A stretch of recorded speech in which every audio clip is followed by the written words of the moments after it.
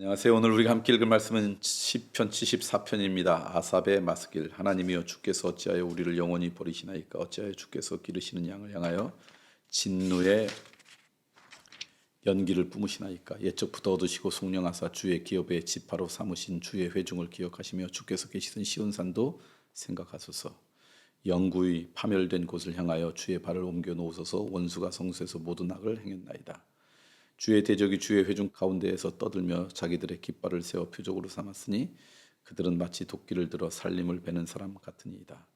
이제 그들이 도끼와 철퇴로 성소의 모든 조각품을 쳐서 부수고 주의 성소를 불사르며 주의 이름이 계신 곳을 더럽혀 땅에 엎었나이다. 그들이 마음속으로 이르기를 우리가 그들을 진멸하자 하고 이 땅에 있는 하나님의 모든 회당을 불살랐나이다. 우리의 표적은 보이지 아니하며 선지자도 더 이상 없으며 이런 일이 얼마나 오래됐는지 우리 중에 아는 자도 없나이다. 하나님이여 대적이 언제까지 비방하겠으며 원수가 주의 이름을 영원히 능욕하리이까. 주께서 어찌하여 주의 손 곧 주의 오른손을 거두시나이까. 주의 품에서 손을 빼내어 그들을 멸하소서. 하나님은 예로부터 나의 왕이시라 사람에게 구원을 베푸셨나이다. 주께서 주의 능력으로 바다를 나누시고 물가운데 용들의 머리를 깨뜨리셨으며 리오 야단의 머리를 부수시고 그것을 사막에 사는 자에게 음식물을 주셨으며 주께서 바위를 쪼개 큰 물을 내시며 주께서 늘 흐르는 강들을 마르게 하신나이다.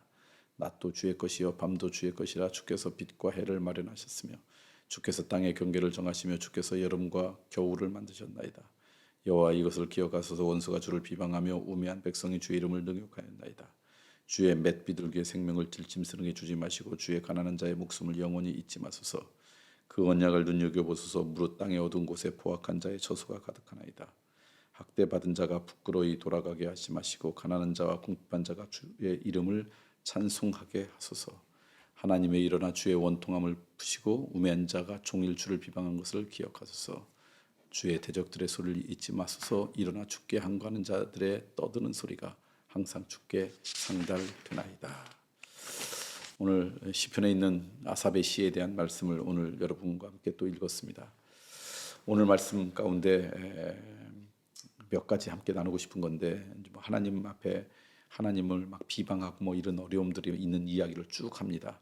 하나님을 떠나 살아가는 그런 사람들, 그래서 그런 사람 때 어려움들이 다가오는 그런 고백을 하죠. 그런 고백을 하면서 이렇게 이야기해요. 얼마나 오래는지 우리 중에 아는 자도 없나이다.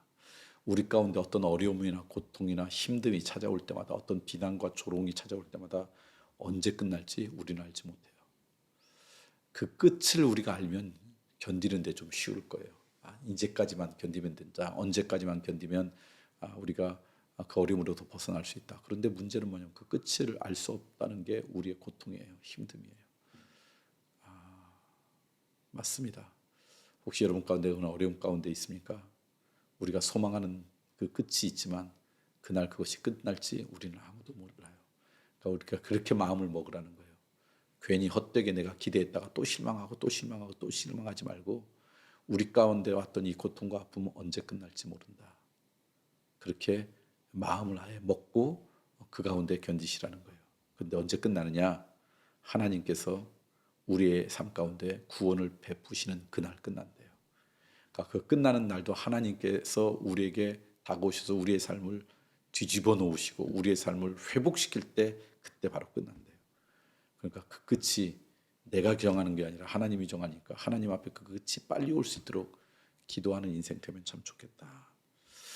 두 번째, 오늘 이 시 가운데 우리가 발견하는 것은 뭐냐면 이렇게 말씀하세요. 학대받는 자가 부끄러이 돌아가게 하지 마시고 가난한 자와 궁핍한 자가 주의 이름을 찬송하게 하소서. 이게 우리들이 하나님 앞에 드려야 될 기도가 아닐까. 학대받은 자가 그 학대로부터 자유로워지고 고통과 궁핍한 자가 어느 날 주님의 도우심 가운데 하나님을 찬양하는 인생이 되었으면 좋겠다. 저는 여러분들이 이 땅 가운데 학대받는 자들이 여러분의 손길을 통해 위로받고 궁핍한 자들이 그 궁핍한 가운데서 하나님을 찬송할 수 있는 은혜가 있는 그날, 그 순간이 우리의 삶 가운데 찾아오길 소망합니다. 그것이 하나님의 은혜죠. 그런 은혜가 우리 모두 가운데 있길 소망합니다. 마지막으로 하나는요. 하나님을 비방하는 사람들이 있대요. 온종일 주를 비방하는 사람, 온종일 하나님을 조롱하는 사람, 그런 사람을 오늘 말씀 보니까 뭐라고 표현해요? 우매한 자예요. 어리석은 자래요. 어리석은 자가 하나님을 비방하여 어리석은 자가 하나님을 조롱해요. 그러니까 여러분 하나님을 조롱하고 하나님의 사람을 조롱하는 자들 향해서 긍휼의 마음을 가지십시오. 어리석은 자들이다. 자기가 보는 것이 전부인 것처럼 어리석은 자들이다. 자기가 경험한 것이 전부인 것처럼 진짜 어리석은 사람이다. 어린애가 자기가 경험한 것이 전부인 것처럼 고집 피울 때 부모 입장에서 얼마나 안타까워요. 그런 인생이다. 그런 긍휼의 마음이 여러분 가운데 생겨서 그 조롱과 멸시 가운데 분노하거나 상처받지 않는 그런 기쁨이 우리들 가운데 있기를 소망합니다. 오늘 우리 금요일 날 여러분과 함께 나누고 싶은 것은요. 세종에도 우리 수목관리팀이 있고 대전에도 수목관리팀이 있습니다. 세종의 수목관리팀은 세종의 공간이 그렇게 크지 않으니까 교회 주변과 특별히 옥상에 이런 것들을 잘 관리해요. 그래서 가끔 세종성전에 가면 옥상을 늘 제가 이렇게 올라가 보면 그 손길들이 다 느껴져요. 그냥 이렇게 가꾸신 손길들이 참 감사하고 귀하게 오셔서 본인들의 집에 정원처럼 이렇게 가꾸는 분들이 있어서 교회가 아름답게 이렇게 가꾸어지는구나 그게 느낄 수 있어요. 그래서 세종에 있는 수목관리 팀들에게 감사하고요. 대전은 세종하고 좀 달라요. 아시는 것처럼 대전은 산속에 있잖아요. 그래서 관리할 게 굉장히 많아요. 그래서 대전의 수목관리팀은요. 토요일마다 아침 일찍 모여서 오전 내내 참 많은 분들이 1년 내내 가꿉니다. 그분들의 섬김 때문에 우리가 주일날 아름다운 교회 와서 예배드리고 자연이 주는 기쁨도 누리고 있는 거예요. 그러니까 누군가의 그 수고 때문에 그 일이 가능하다. 그리고 늘 감사했으면 좋겠어요. 그런데 안타까운 것은 대전에 수목 관리를 하신 분들이 다 연세가 많으신 분들이에요. 그분들이 물론 연세가 많으셔서 토요일 날 시간을 내실 수 있는지도 모르겠지만 오셔서 그렇게 그냥 최선을 다하세요. 그래서 제가 토요일 날 이렇게 교회 섬기는 분을 보면 참 감사하고 기쁘고 또 마음 가운데 애틋한 마음도 있어요. 연세 많으신 분들이 이렇게 우리를 섬겨주시는구나. 근데 작년부터 사역 축제 때 젊은 분들이 들어오기 시작했어요. 그래서 최근에 젊은 부부도 오셔서 하고요. 정말 기쁘게 그 일들을 하세요. 너무나 감사합니다. 이번 곧 사역 축제가 있을 때 대전과 세종에 이 수목 관리 하는데 이렇게 참여해 주면 좋겠어요. 매주 하지만 거기 참여하는 분들이 매주 오시지는 못하고 어떤 분은 2주에 한 번도 오고 어떤 분은 한 달에 한 번도 오시는 분이 있어요. 괜찮습니다. 그분들에 의해서 교회가 아름답게 가꾸어지죠. 이제 추워지기 때문에 이번 주까지가 이제 마지막이고요.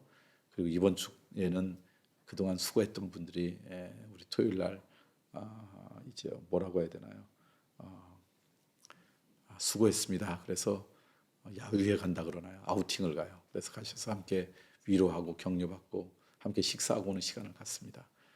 여러분 오늘은 1년 내내 토요일마다 교회를 가꾸신 수목관리팀에서 기도해 주시고요. 또 사역축제 때 좀 더 많은 분들 함께 참여해 주시는 은혜가 우리 가운데 있기를 소망합니다.